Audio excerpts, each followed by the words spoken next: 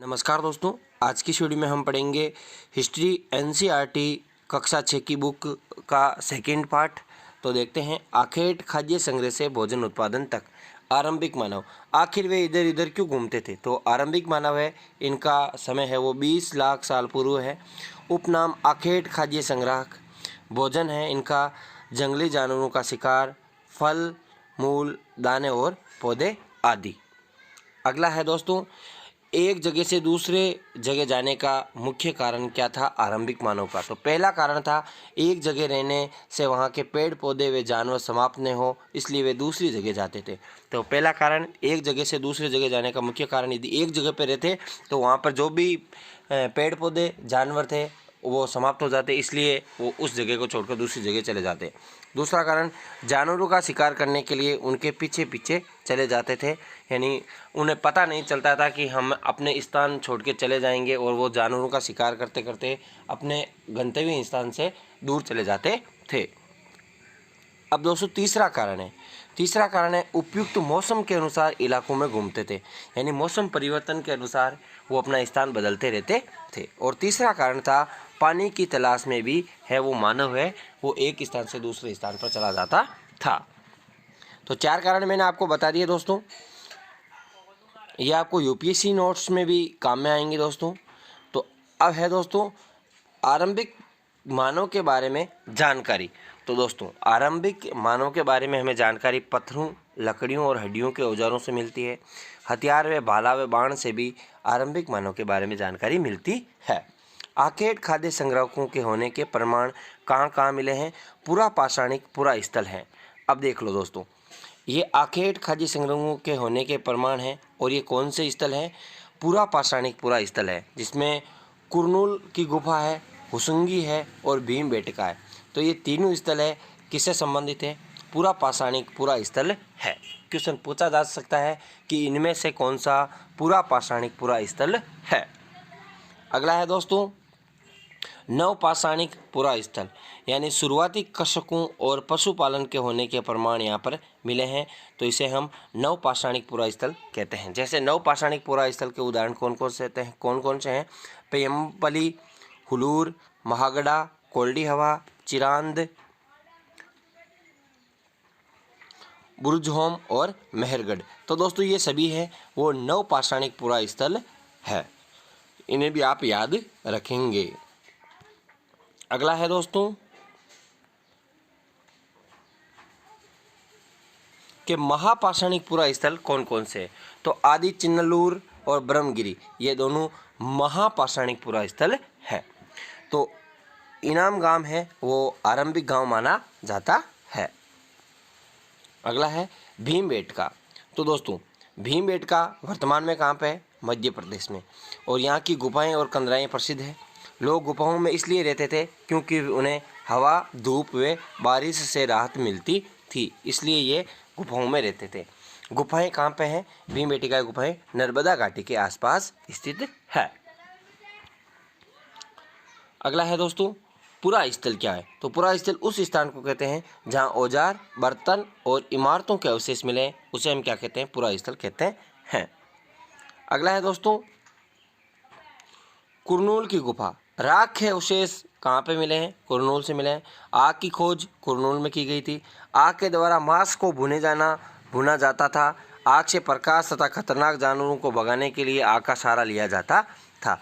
पूछा जा सकता है कि आग की खोज कुरनूल गुफा से, और राख के अवशेष कुरनूल गुफा से, और आग से प्राचीन मानव क्या करते थे? तो मांस को पकाते थे, प्रकाश करते थे, और खतरनाक जानवरों को भगाने के लिए भी आग का प्रकाश का प्रयोग किया जाता था। दोस्तों ये मेरे स्वयं के नोट्स बनाए हुए हैं। वीडियो अच्छा लगे तो वीडियो को अपने दोस्तों के साथ शेयर जरूर करें। अगला है दोस्तों पूरा पाषाण काल। तो आरंभिक काल है, दो शब्द यानी पूरा यानी प्राचीन, पाषाण यानी पत्थर से बना शब्द है पूरा पाषाण काल। तो औजार के महत्वों के बारे में कौन सा काल बताता है? पूरा पाषाण काल बताता है। काल की अवधि है 20 लाख साल पहले से 12,000 साल पहले। तो इतिहास की 99% घटनाएं इसी काल में, यानी 99% कहानी इसी काल की है। इतिहास जो भी इतिहास है वो 99% है, वो पुरा पाषाण काल का माना जाता है। अब दोस्तों पुरा पाषाण काल को हम 3 भागों में बांट सकते हैं, आरंभिक पाषाण काल, मध्य पाषाण काल और उत्तर पाषाण काल। तो पुरा पाषाण काल को 3 भागों में बांटा गया है, आप देख सकते हैं। अगला है मध्य पाषाण काल। अगला क्या है? मध्य पाषाण काल। तो दोस्तों मध्य पाषाण काल है वो अवधि है 12,000 से 10,000 साल पहले, यानी 12,000 से 10,000 साल पहले है, और पर्यावरण बदलाव के कारण मेसोलिथ नाम से भी जाना जाता है। यानी पर्यावरणीय बदलाव के कारण मध्य पाषाण काल को मेसोलिथ नाम से भी जाना जाता है। अगला है पाषाण औजार छोटे होते थे इस काल में, इसलिए इन्हें माइक्रोलिथ या लघु पाषाण भी कहा जाता था। जो मध्य पाषाण काल में जो औजार प्रयुक्त होते थे वो छोटे होते थे, इसलिए इन्हें माइक्रोलिथ या लघु पाषाण काल भी कहा जाता था। अगला है दोस्तों के औजार में लकड़ी व हड्डियों के मुट्ठे लगे होते थे, जैसे हाशिया व आरी पुरा पाषाण काल के औजारों में शामिल थे। पूछा जा सकता है कि हाशिया व आरी किस काल के औजार थे? पुरा पाषाण काल के औजार थे। और ये किसके औजार थे? पुरा पाषाण काल में भी मध्य पाषाण काल के औजार थे। अगला दोस्तों नव पाषाण काल। तो दोस्तों नव पाषाण काल है वो 10,000 साल पहले का काल कौन सा माना जाता है? नव पाषाण काल माना जाता है। इसके उदाहरण मैंने आपको पहले बता दिए हैं। अगला दोस्तों ये नव पाषाण काल के बारे में 12,000 साल पहले जलवायु में बाढ़ व बदलाव हुए, गर्मी बढ़ने लगी और घास वाले मैदानों का क्या हुआ? विकास हुआ। लगभग 12,000 साल पहले सबसे पहले जिस जंगली जानवर को पालतू बनाया गया वह कौन था? कुत्ता था। तो कुत्ते का जंगली पूर्वज था। तो दोस्तों सबसे पहले पालतू जानवर किसे बनाया गया? कुत्ते को बनाया गया। बाद में यदि क्रम से पूछा जाए देखो दोस्तों, ये क्रम से सबसे पहले कुत्ते को, उसके बाद में भेड़ को, उसके बाद में बकरी को, उसके बाद में गाय को, उसके बाद में सूअर को पालतू जानवर बनाया गया। ये आप याद रखेंगे। अगला है दोस्तों ब्रुजोम। तो दोस्तों ब्रुजोम वर्तमान में कश्मीर में है। कृषकों और पशुपालकों के साक्ष्य यहाँ पर मिले हैं ब्रुजोम जम्मू कश्मीर से। नव पाषाणकालीन पुरा स्थल है ब्रुजोम। झोंपड़ियों और घरों के अवशेष भी यहीं से मिले हैं। लोग गड्ढे के नीचे घर बनाते थे जिन्हें गर्तवास कहते हैं, यानी गर्तवास के अवशेष कहाँ पे मिले हैं? ब्रुजोम से मिले हैं। आग जलाने के साक्ष्य भी ब्रुजोम से मिले हैं, अर्थात घर में ऐसी जगह हैं जहाँ आग से कुछ बनाया जाता था, इसके अवशेष भी ब्रुजोम से मिले हैं। ये आप याद रखेंगे।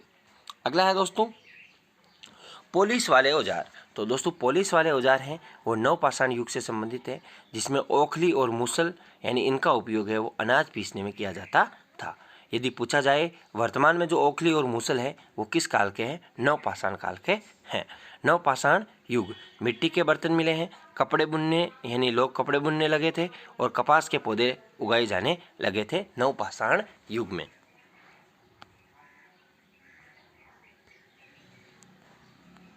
दोस्तों वीडियो अच्छा लगे तो यार वीडियो को ज़्यादा से ज़्यादा शेयर करें। मेहरगढ़ यानी ईरान जाने वाले सबसे महत्वपूर्ण रास्ते, बोलन दर्रा के पास एक स्थल यानी मेहरगढ़ है, वो बोलन दर्रा के पास एक महत्वपूर्ण स्थल है जो ईरान जाने का महत्वपूर्ण रास्ता है। नव पाषाणिक पूरा स्थल है मेहरगढ़।